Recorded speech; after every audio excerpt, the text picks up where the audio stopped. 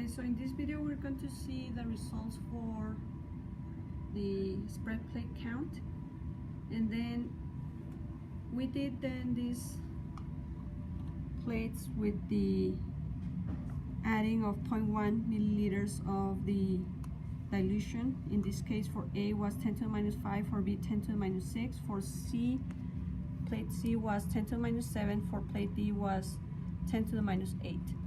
This was mislabeled in there.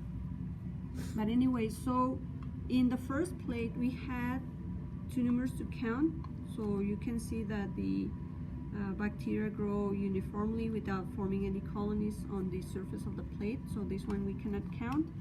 And then for plates D and C, we have too few to count, so we put TFTC, and then in here we have 4 colonies, in here we have only 1 or 2.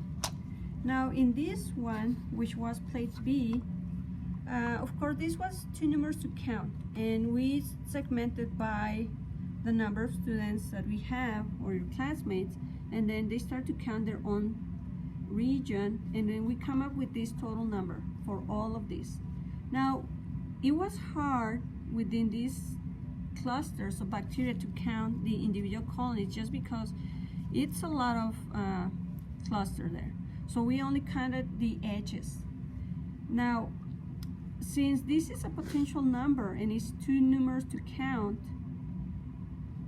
we have to come up with adding more from these ones. And then this was basically, we added like 800 to up to 888, so we added, let's see, 258 colonies more, just to kind of come up with a number for this. Now in the ideal dilution test, we will have 2 numbers to count, and then this one will be like, let's say it was actually 888, so we were expecting that in this plate we have 88 colonies, and this is the one that we use to we're going to use to calculate the number of colony forming units of the original culture. So we said that then if this was 88 colonies, we have to multiply it times to the reciprocal of the dilution, which is 10 to the minus 7. And then from there, since we added 0.1 milliliters of the sample, we have to divide it by 0.1. And we end up with this number, 8.8 times to the minus 9. So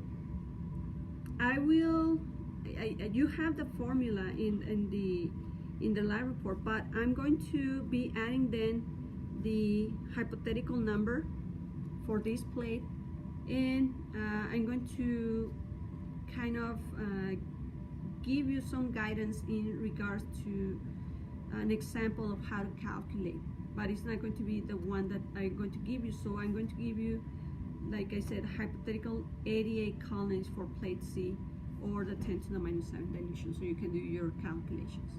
Anyway, this is all for this video. Bye bye.